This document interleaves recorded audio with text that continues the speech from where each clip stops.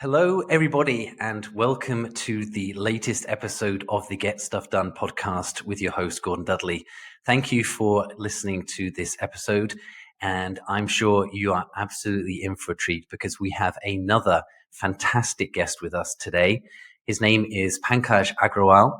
He's somebody that I've known in Korea for a number of years now, and I'm going to introduce him first. But first of all, thanks, Pankaj, for being with us today. Thank you, Gordon, for having me. It's a pleasure to be talking to you all the time, and I'm excited and looking forward to this podcast. That's great. And so let me tell you a little bit about our guest today. He's the founder and CEO of TagHive, which is a Samsung-funded company based in South Korea and India. TagHive's core objective is to revolutionize learning through its innovative product, Class Sati. And so we're going to be hearing more about that and the things that he's been doing with that. He is himself an accomplished innovator. He's been named India's top 10 innovators by MIT Technology Review and Mint, and also recognized on Fortune's 40 under 40 list. He's more than 75 international patents, and he is also fluent in Korean, having spent a decade at Samsung before launching his journey with TagHive. He has an MBA from Harvard Business School, a master's from Seoul National, and a bachelor's of technology from IIT Kanpur. So you can tell that's probably the longest intro that I've given on this podcast so far, and that's because Pankaj is such an accomplished guy. He really does so much, and that's why I thought he'd be absolutely perfect to welcome onto the podcast of Getting Stuff Done, because he is definitely a shining example of somebody who gets stuff done. So let's get right into it, Pankaj. I mean, we've known each other now for a number of years here in Korea, but you started your journey in Korea when exactly? So I came to Korea in 2004, and that was when I got this opportunity to work with Samsung for this 2+2 program. So I did my master's in Korea as a part of Samsung scholarship program, and then after my master's in Korea, I did my 2 years of service at the R&D office of Samsung Electronics in Korea. And I liked Korea so much that I continued to stay. And despite getting a chance to go to the US, I went to the US for my MBA. And then again, I chose to come back because I love this country so much. There's so much you can do. There's so much speed, so much action, so much process orientation. So I like all of that.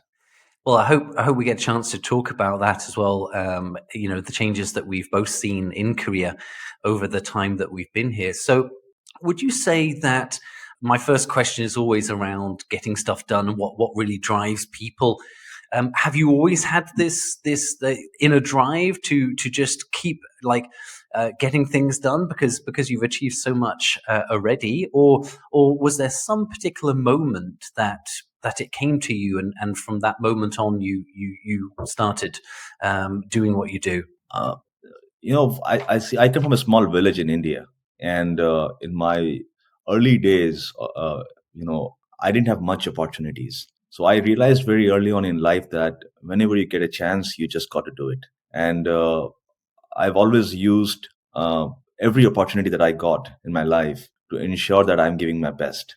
It has become such an integral part of me now that I don't have to think hard to work hard. It just happens. And I feel, for me, it's not about getting stuff done or giving the best. It's more about being the best version of myself. Okay. If I think my potential is so much, then I should be living up to that much of potential through my performance. And that is what I think. That is what life is for me. So you keep on improving every day and improving your potential, and you work hard to live up to that potential, basically. And have you mapped out your potential? Is that something that you think about? Is it unlimited? What's your take on that? No, it's an evolving process, Gordon. I think many times I've realized that people execute the irrelevant. They're working on things without thinking too much. So I think we need to reflect a lot. And for example, when I get the job done, when I get a task, for example, my first question is, can I eliminate this task? Is it must for me to do? The answer is no, I cannot eliminate the task. Then I ask, can I automate the task? If the answer is no to that, Then I say, okay, this task has to be done. So can I delegate the task? And if the answer is also no to that, then I have to do the task, right? Because I cannot eliminate that, I cannot automate that, I cannot delegate that. And the last question I ask myself is it okay if I do the task, if I do this task later? Okay. If the answer is no to all these four questions, then I do Yeah. the task. So now it has become such an important, such a sort of natural course of action or thought process for me that I just follow that process, and then that is how I prioritize my tasks and get Okay. the job done. And many times I think a lot of the tasks get filtered in the first 3 or 4 questions that I ask. Most tasks don't need to be done; they can just be eliminated right away. So that is how I try to ensure that I'm working on tasks that are relevant and important. That's I mean, keeping that at the top of your mind, I think is quite, not everybody does that. But I want to ask about, Samsung, of course, Korea's most famous company, a worldwide brand, regularly in the very top of the most globally recognized brands in itself, and such a large company. And now you've set up your own company that's like a different universe. How did that come to be? Was that something you always wanted to do? Was it a tough transition? Because I've also done the same thing, going from big companies to now running my own business, and it was not easy. I think it's not about easy or difficult, honestly.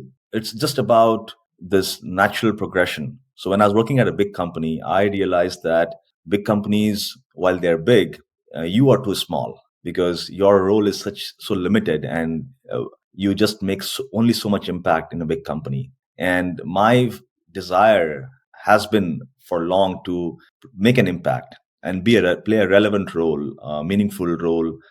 And hence, I think when I got a chance to do my own startup through the Samsung C Lab program, I took that opportunity because I felt that you can do so much more.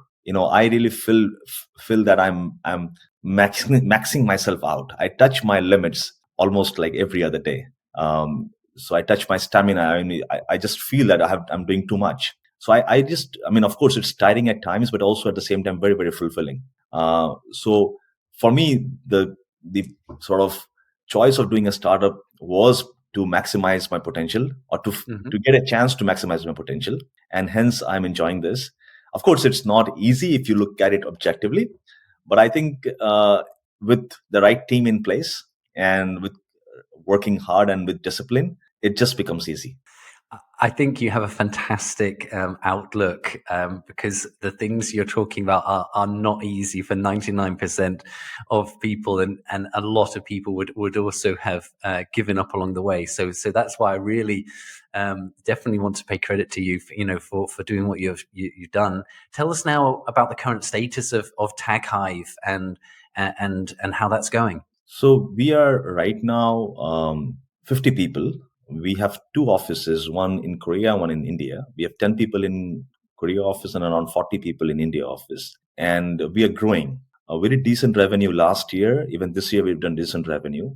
We are right now at around 7,000 classrooms. And what we do is we build a technology product that is a combination of a hardware and a software that Okay. really empowers teachers to understand students in real time in the classroom, and also has a lot of other elements for parents, for students at home, and for administrators to look at data points and improve the child's learning outcomes on a regular basis. I mean, just to put it simply, when a teacher has taught something in the class, they Hmm. can use our technology to ask a quick formative question, and teachers can get a real time understanding of how many students understand what the teacher just taught. Got it.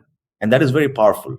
So teachers get a real time insight into what's happening in the classroom, and they can course correct right away instead of waiting for a few weeks later down when the exam is done and you get the data. And the best part is it works without internet in the classrooms. And the dependency on the infrastructure in the classroom is very, very low. Okay. So that allows us to really target a big segment of schools, not only in India but also in other developing countries. We are looking at, of course, right now we have deployed mostly in Korea and in India, but I Hmm. think what we have built has a global appeal.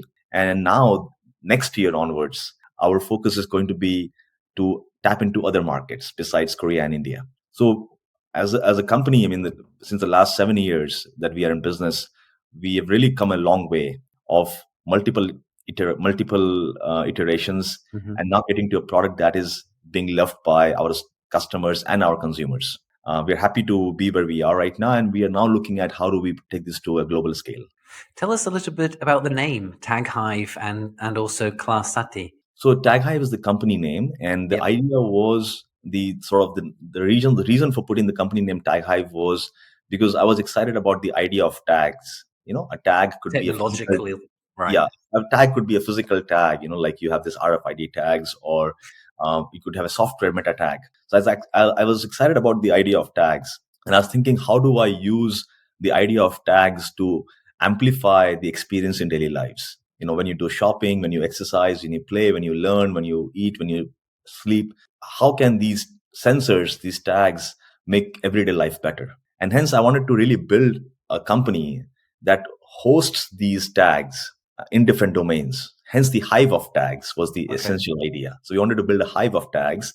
So we started with the idea of toys initially. We did some business in the toys segment, and then we moved to the learning or the education domain, and we are doing a lot of work there. And I think there is a roadmap for us. We will do different segments going forward. The education domain is so diverse, and there's so much to do. Hence, we are working for long in this domain. But idea in the future is that we will want to build tags for different domains, and hence the company name is TagHive.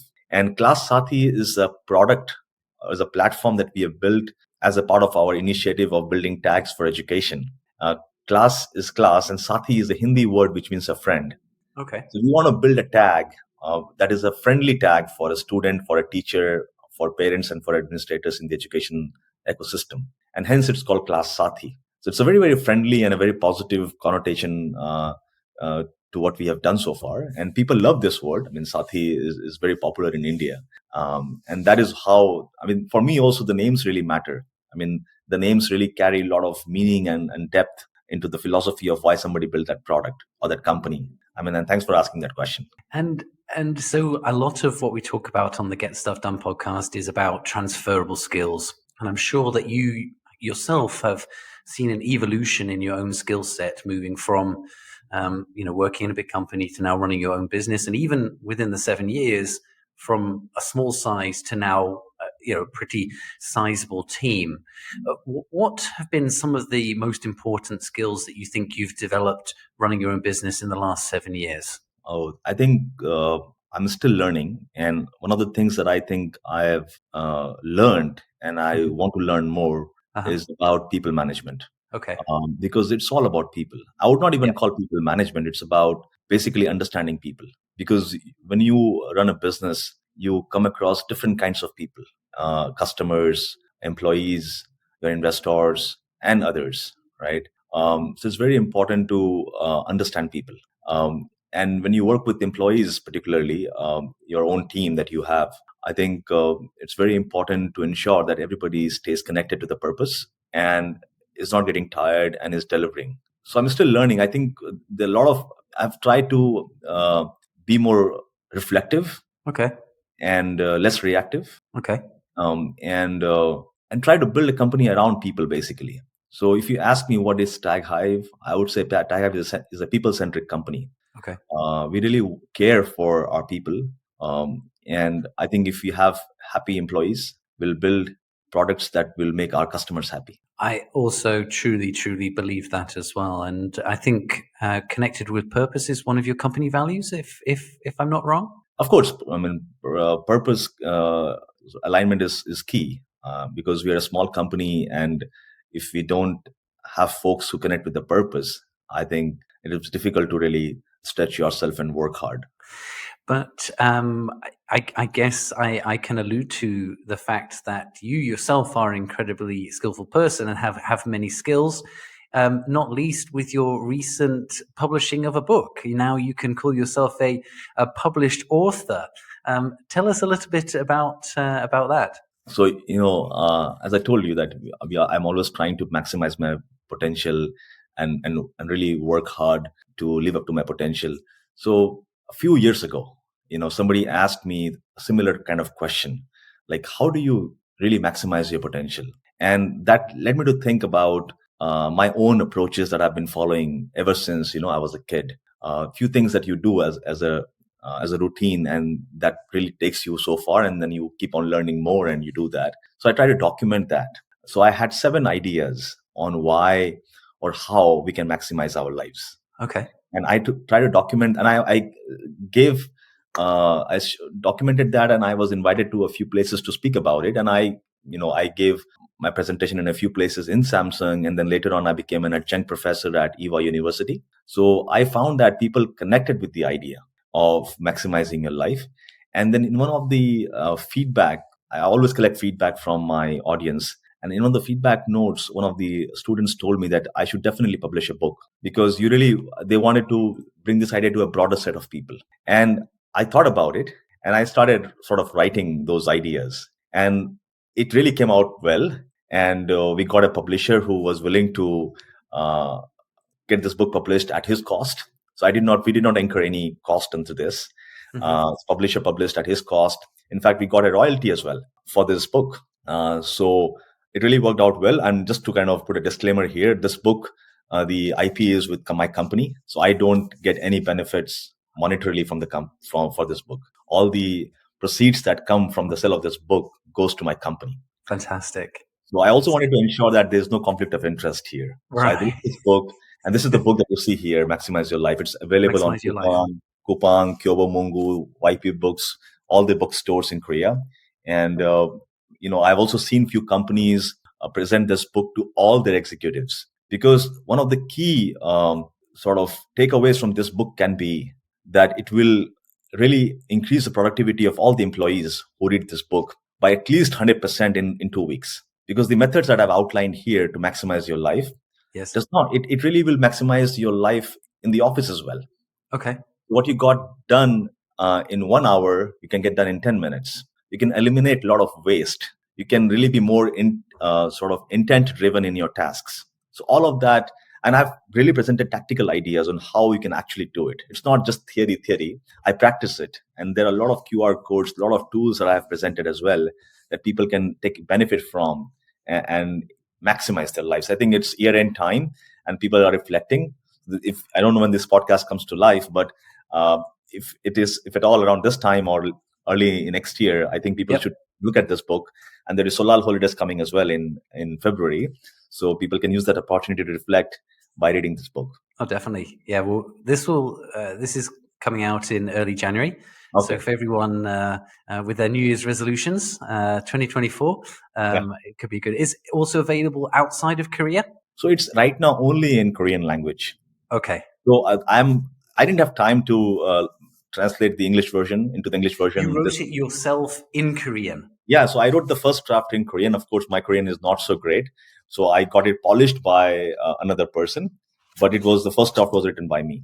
And I mean, I feel that, this is how I have learned the language. I didn't go to any language course. I learned the language by trying different things. So you'll not believe it, but I learned Korean by learning Chinese. Okay. I learned Korean by learning Japanese. In Samsung, we used to have these evening courses where you can choose a language that you want to learn. So I never chose Korean language. Okay. I chose Chinese. Okay. Because the instructor who taught Chinese, he used to speak Korean and then teach us Chinese in Korean, so I always tried these methods to learn Korean, because then it is like hitting 2 birds with 1 stone. Right. And so I also went to, this KBS drama show long time back. And when you go to a drama show, there is a lot of things to prepare. You have to get a script done and all that. I also learned Korean songs in that process. So this is the way I think we can really learn Korean in a much more effective manner, because there is a purpose to that. You have an objective. Right. So it just works out really well. You've aligned your interests. You've got a reason to learn it, rather than homework or studying for a test. But let's keep with language for a moment. How important is language, do you feel, in your career and in your life?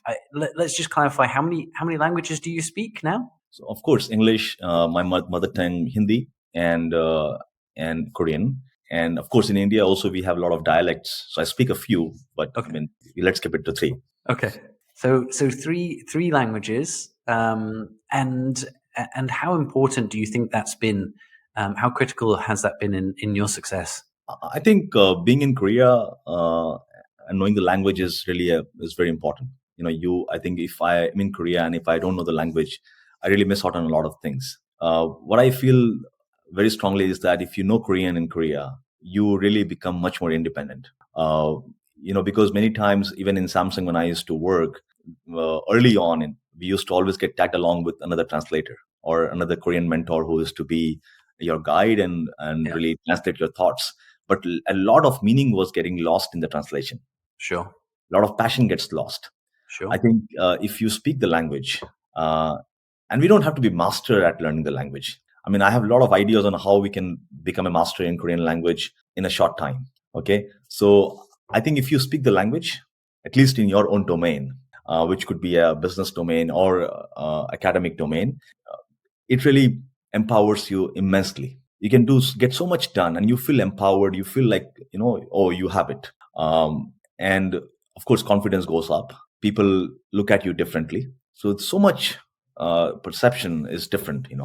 When you speak the language, and you just feel good about it.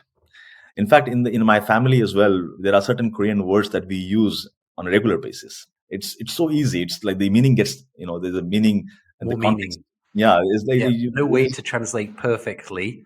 something like So that. For the example, sugo Korean haseo. word.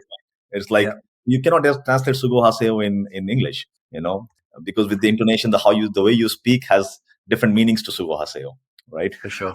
Yeah, yeah, So no, definitely. I can think a few of yeah. those. Okay, and so you are now running a 50-person company. You're also a family guy as well. What does an average day? Maybe you don't have an average day, but what does a typical day tend to look like for you? So I try to get up early morning, maybe around 6 or so, and I definitely do exercise every day. I either run or do yoga, and so definitely get exercise in the morning, and and then I take care of my emails in the morning, the first couple of sort of half an hour or an hour, and Hmm. then prepare to go to office. I generally go to office, and in the office, from say 9 or 10 to 6 or 7 or 8, depending on how it is. And then in the office again, I'm talking to people all the time. Uh, I'm trying to understand that everybody is on track and how can I help and all that. So I do that. Of course, a lot of calls in between happens, from India and all my team members and all that happens. And in the evening again, I come back. I generally take my lunch and my dinner in the office. I eat very light. Once I'm back home again in the evening, like maybe spend an hour with my family, and then again back to calls and emails. So from 11 to say 12. So I sleep 6 hours to 7 hours a day. Uh, Hmm. and so I mean, this is how it works generally speaking. But I think it's working out well, and my family knows that this I'm on this mission right now, so they acknowledge that and allow me to really be with my schedule. But I've always told my family that I'm always available. So for me, it's not about balance. For me, it's about priority. So if my family needs me, I'm always there. It's Sure. not about like I need to spend so many hours with my family every day. Right. Right. It's about, and I've told my wife that I'm always a call away. So I don't care how busy I am. If my wife calls me, I attend that call. And I have told my wife also about this, that if you call me, I'll definitely take the call. And you know what? With that sort of confidence that she has, she doesn't call me, right? It really works out. I mean, that thing, the message that is there, that I'm Yeah. always there, it gets delivered. And I also feel good about it that I'm allowed to, get this ecosystem around me that allows me to work hard and focus on my business, and at the same time family is happy. And that's a 5 day per week schedule or Oh, weekends included? for entrepreneurs, it's nothing like a 5 day or 6 day week. It's 11 day week. I mean, it's not like a week is a man-made concept, Yeah, right? right. For us it's that now and just now and now and now. Always active. Of course, you take out time over the weekend to step back, reflect, and you take out time to go with your family to restaurants or meet friends and family. But at the back of the mind, it's always business is always there. So if you get an idea, you always write it down and follow through. I never, if somebody calls me, I can never say, hey, it's Sunday, Yeah. let's talk tomorrow. Never Yeah. ever. People know that I'm available 24/7. Of course, you prioritize, and you cut out the noise. There are a lot of negative sort of energy events that happen. So I try to remove that from my life. But generally speaking, I'm always available for meetings, for calls. So I have my sales review every Sunday. Okay. Because we have a lot of action from Monday to Saturday. So I review Mhm. that my sales team lead on Sunday. So Sunday is more about reflection for me. It's about all about seeing what has happened in the week and planning the next week. It just works out well. It just works out well, Gordon.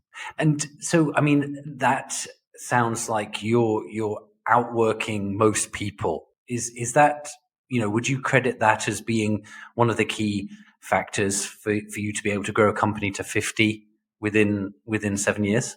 I think I've never thought about it that way, Gordon. I think, of course, the more hours you put, the more gets done. That's definitely there. But I think for me, it's more about clarity of where we are moving forward.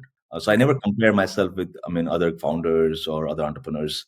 I feel that I have my own pace, and I'm not doing this for a short term. I know I will get there. It may take a couple of months longer. How does it matter? So for me, it's more Okay. about ensuring that I'm healthy every day. So in my 7 years, touch wood, I have not fallen sick a single time. I just had my body checkup. I'm good. I'm Yeah. healthy. I feel good about that, and I have my own ways to manage stress. I do that.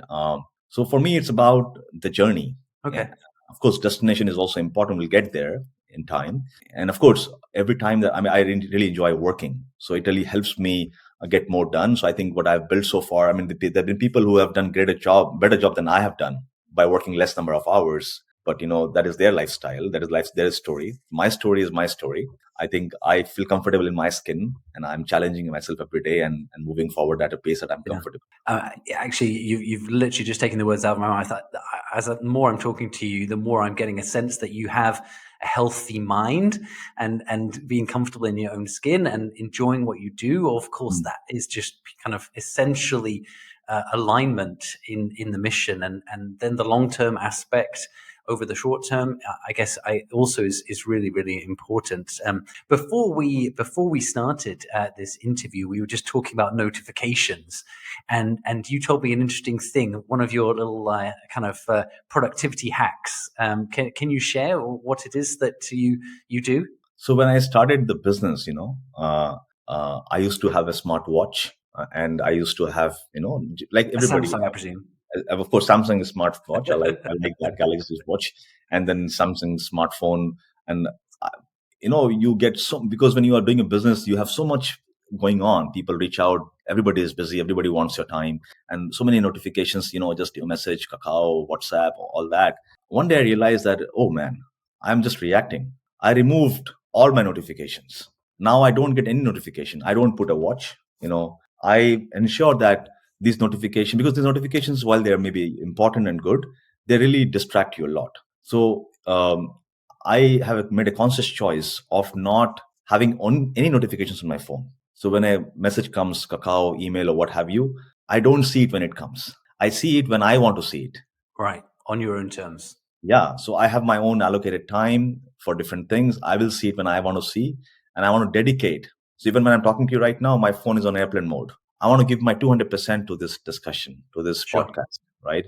That is what uh, brings efficiency in whatever you do. Yeah. So I think I would really urge you to try this out and see how it works. Sometimes you may miss. There's always a trade-off. You will miss maybe a few important calls, but it's okay. If it is really important, people will definitely find a way to reach out to you. Yeah, I think that's what it boils down to. If it's really important, it will still get to you. Yeah, That's the key. And what usually is, it's an unimportant notification of everything that's coming in. so So much.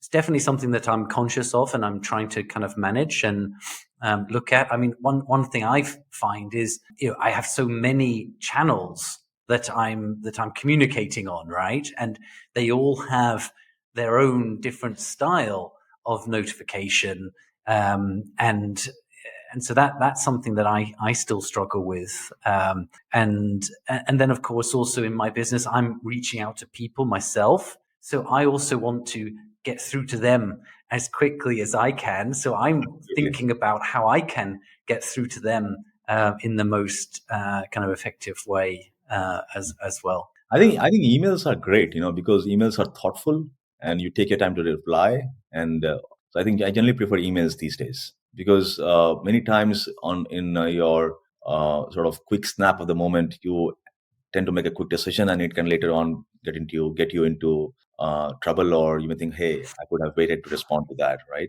Of course, for business things happen quickly, and you do that many times, maybe on WhatsApp call all the day.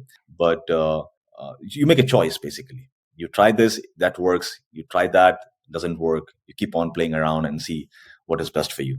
Yeah, yeah. One interesting kind of tip that I heard recently is that sometimes, especially if you get quite a serious or unexpected email, then your natural response can be quite emotional. And so, what this tip suggests is that you can set a rule so that when you click send, it doesn't send it right away. There's a delay, so you always have a chance to save it, to pull it back and write a better response, write something that's more measured, more productive, more, going to get a better response back. And I think that was a really interesting one. Already, I often write responses, keep it in draft, and then and send it out later. So I think definitely that's a good one.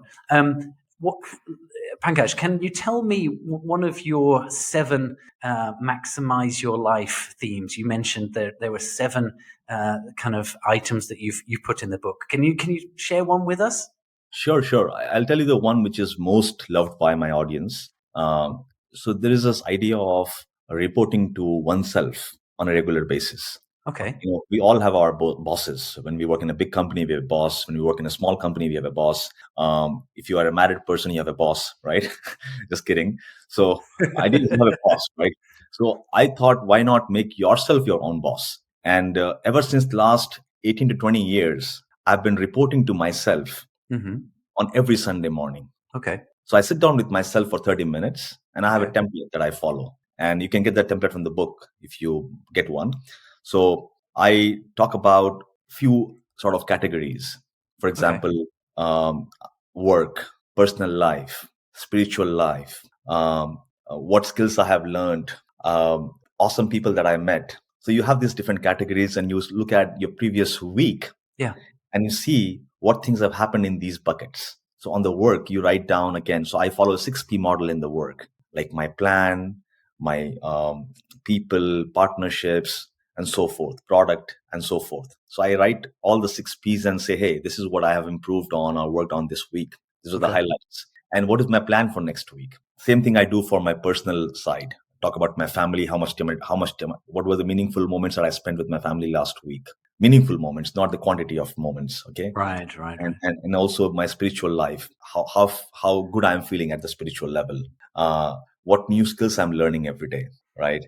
For example, I'm a magician, so this was triggered with the idea of what am I learning as a new skill. When I was an innovator at Samsung, I thought I should learn magic, and I became a magician in 2014, with that central idea of talking about what new skill I'm learning, right? So you write all these things and you reflect on those your entire week that went by. uh, and then you also plan for your next week. For example, I say I need to exercise 3 times a day, and in the next week when I come back and say, hey, I didn't do exercise 3 times a week, it was just one time maybe, or I did not run 30 minutes, I just ran 15 minutes. I also record my body weight, right? And I also say, hey, now for this week, no sugar in your body. So you really write down all those things. You talk to yourself for 30, 40 minutes, and I Yeah. follow it as a religious practice. Okay. And I do that every Sunday, after taking a shower. Before, I mean, if I don't do that, I cannot eat anything. I've told myself that. So I made it very sure that I have that practice followed. So I do that, and with that, I have found that I'm always calibrated. If I, if I miss something last week, then I come back to this week and say, hey, man, I did not go to gym a single day. Yeah. Okay. Hey, I did not meet any awesome people last week, right? So you kind of, and basically you write down things that matter to you, Yeah.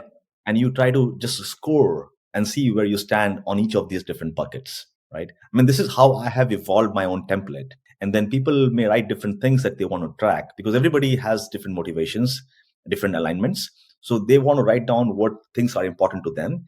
and what they have done in the previous week to really ensure that they are having those important things in life, right? Somebody says, I want to be healthy, I want to be happy. But then what have you done in the last week to be happy and to be healthy? Week to week basis. Week to week, and then you do that. So for me, a weekly schedule is good. Some people want to do it, and I talk to people. I've seen that people have done it they have tried to do it more every 2-day practice, which is also good. I mean, it's up to them. Some people do it on a monthly basis. But this idea of reporting to oneself on a regular basis, that regular could be a week or month or day, it really is very, very powerful because it helps you stay calibrated and brings discipline to life. I think that's a really valuable insight, and thank you for sharing the fact that it's I think your track record is evidence that it works. So I think in that sense, I'm sure a lot of people will definitely give that a try. I think it definitely because the important thing there also, you didn't leave out your personal and spiritual, right? You covered all the buckets, and that's I think the key point. On that note, we are sadly out of time. You only mentioned right at the end there about you having magic also as a part of your life. I think that's going to have to be you coming back for a second episode in the future, and you can show us some of your magic. I can show you. Yeah. It's magic is such a great icebreaker for me. When I go to a school or an event or wherever, I can always really show a few easy magic tricks and wow people. So, and it comes very natural to me. I love it. It's my passion. So I keep on looking at new magic. In fact, even now I take magic classes. Okay. If I get a time, I have a magic, my own tutor for magic. So I try to learn and try to really draw inspiration from that on how I can, because magic and technology are no different. We are sitting so far away and we are connected right now and we can talk to each other. Isn't it magic? Yep. But we are so used to this magic that we take it for granted. Sure. That's another If I key take point. this pen and disappear that pen suddenly, then it is like magic to you. How do you? Because this does not happen every day. But idea of magic and technology is to wow people. Right. It just wows people, and I think that is where I got a lot of inspiration from in my own work through magic. Well, Pankaj, thank you so much for being with us as a guest today and sharing all of your insights, both personally, professionally, and just showing how diverse your skills are, and also some of your very practical tips and tricks as well, which I think is really useful for everybody listening. Thank you so much for being a guest. Thank you, Gordon, for having me. I think it has been an honor. It has been an honor to know you, and I look forward to staying in touch. Awesome. And so once again, thank you everybody for listening to the Get Stuff Done podcast. As you know, we try to bring a wide variety of guests on every week, and I would be so grateful if you give us a subscribe on whatever channel you're either watching or listening to us. Thanks for being with us. And as the first episode of 2024, I hope that everybody has started the new year off very well, and wish you all the best, and look forward to seeing you again on the next episode of the Get Stuff Done podcast. Thank you.